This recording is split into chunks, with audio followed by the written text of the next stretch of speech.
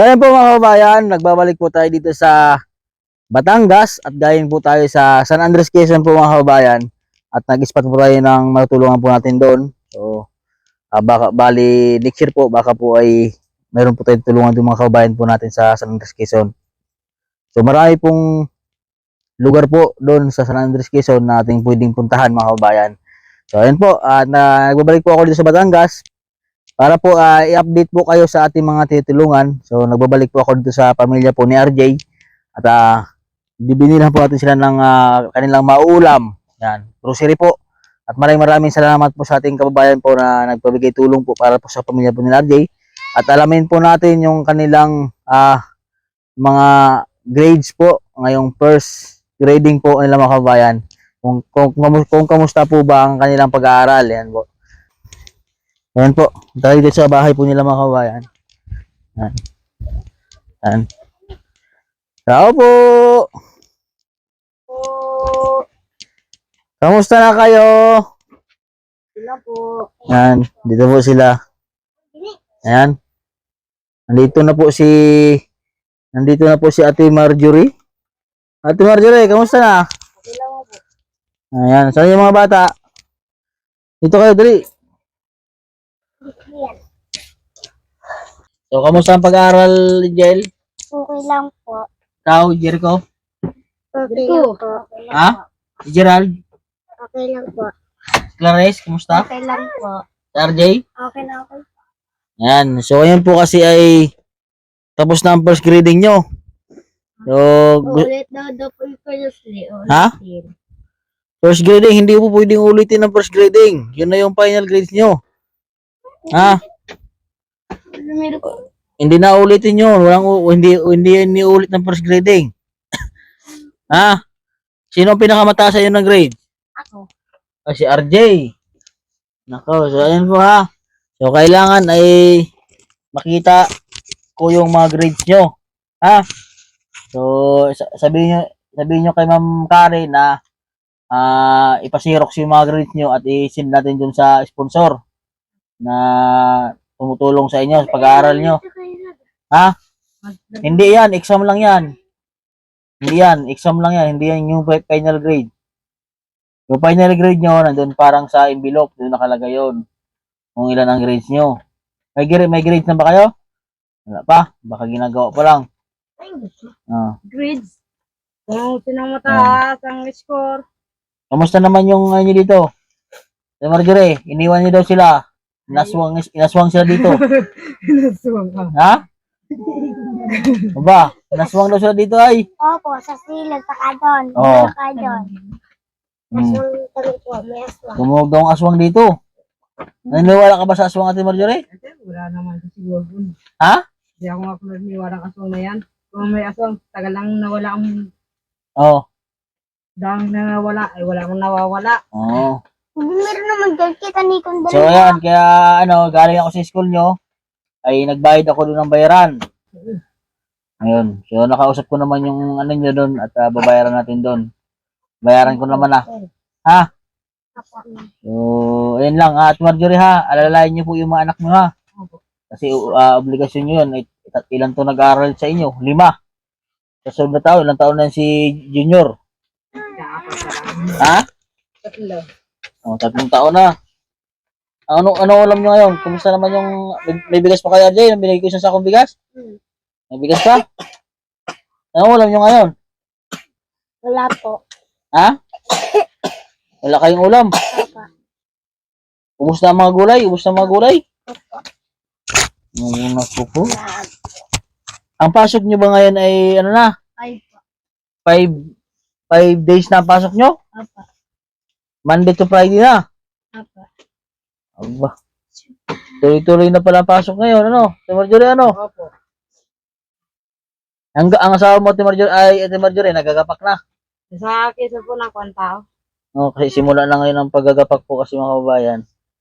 Yan sa ano. Mamayang gabi raw natin sila. Mamayang gabi ang dating dito. May sinundo lang ang mga tao doon. Ayun, ano. Doon dito rin mabalas yung mga tao. Saan magbaraks? Dito may kamalapit na Marika doon. So yun na, RJ ha, kasi ano, malapit na kayo. Ngayong taon, magagraduate kayo ng kinder. Kasunod na taon ay grade 1 na kayo. So, wala namang sinasabi na si Ma'am Karen na ibabalik sa inyo sa kinder. Wala naman. Wala po. Kung sino ibabalik sa kinder. Kasi pag halimbawa hindi pa po mag-grade 1, ibabalik yan sa kinder. Ito po, ito pabalik sa kanya. Si Angel, ibabalik sa kinder? Opo. Sino ba? Si Angel ang, si Gerald? Hindi po. Si Jericho? Kaya sila, kaya po parisirat perfect. Lalawit ko ang mata. Ay, nako. Ganito po. Ha? Nahabol po yung loob. Ano mata niya, Angel? Hala, ganyan? Opo. Parisilip po, parisilip. Kaya po sa ipan. Ay! Isa lang naman perfect niyan. Ano pala, nangluluwa pala ang mata ni. Nangluluwa pala ang mata ni Gerald kapag may isam. Sabi sabi, Oh, nahaba po ang loob. naghaba ang Angel ang mata, pati ang leg, anong kasi? Ganito. Hala. Ay, grabe naman pala. Nagagayon. Hello? Marunong ka na magsulat, Jel? Opo. Ha? Opo. Bulok pa lang po. Dahil sa kaya nagkalabok ng manok ang pangalan. Ikaw, marunong ka na magsulat? Opo. Marunong magsulat si Jericho? Ay, si Gerald? Opo. Kaunti lang po. Pangalan, nasulat niya na ang pangalan niya. Opo. Dito. Ito po yung mga bata pong pinapaaral po ating mga kabayan. Ayan. So, kaya po ako nandito kasi ay may dala akong grocery. O, ayan o. May dala ako ng mga ulam.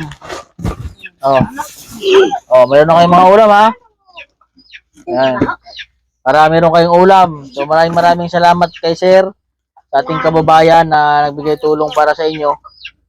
Ayan, nagpabili ng mga ulam kasi lagi kayong may ulam. Maraming salamat po. Maraming salamat po. Ayan, so, yan po sir. Ito po yung binili po natin na mga ulam. Meron diyang mga dilata, kung ano man. Meron diyang pwede nyong gisahin. Meron diyang pwede nyong lagyan ng gulay. Ha? Pwede yung sabawan. Ha? Yan, para meron kayong ulam. Pagpasok araw-araw, ha? So, yun po yung mga bag nyo ay ingatan nyo. Kali pagka Ako personally, maingat ako sa mga. bibili na lang tayo ng bagong bag ulit pagka kasi yan ay para naman sa inyo yan, hindi para sa amin yan. Ha? Kasi pag hindi kayo mag-aaral ng mabuti, tigil namin yung tulong para sa inyo. Ha? Susi pa lang gising na. Mag-aaral kayo mabuti ha. Kasi pagka nalaman ko na kayo ay hindi nag-aaral na, kasi hindi ko naman kayo araw-araw na pupuntahan dito, ay di ang mangyayari, ititigil namin yung pagtulong sa inyo ha. Ganyan lang ang usapan natin. Kasi mahirap naman yung bigay kami ng bigay sa inyo kung hindi naman kayo nag-aaral na mabuti. Pero wala pa akong liban. Ha? Meron na. Hindi talaga pa rin. Ay, wala yun. Excuse yun kasi may lagnat naman pala ang maestra nyo. Okay lang yung ganon. Ako walang liban ka. Kahapon na may lagnat po si Mang Karen. Magaling na si Ma'am Karen. Ay, yun talaga at nakakapagod maging teacher. Ha? Yan lang ha. Mag-aaral mabuti ha. Sana makagraduate kayo kung ano yung gusto nyo pag-aaral. Gusto nyo maging police, abogado, ha? Ayan. So, yan po mga kabayan. So, ito po yung update po kay RJ. Para po sa kanila, pag-aaral nila, dinala po natin ng mga pagkain po, ulam. Ayan. So, maraming salamat po sa ating kababayan po, kay Sir po, na nagpaabot po ng tulong para po sa kanila. Mabilang po natin sila ng grocery na mga ulam po mga kabayan. Ayan po, God bless po at magandang hapon sa ating lahat.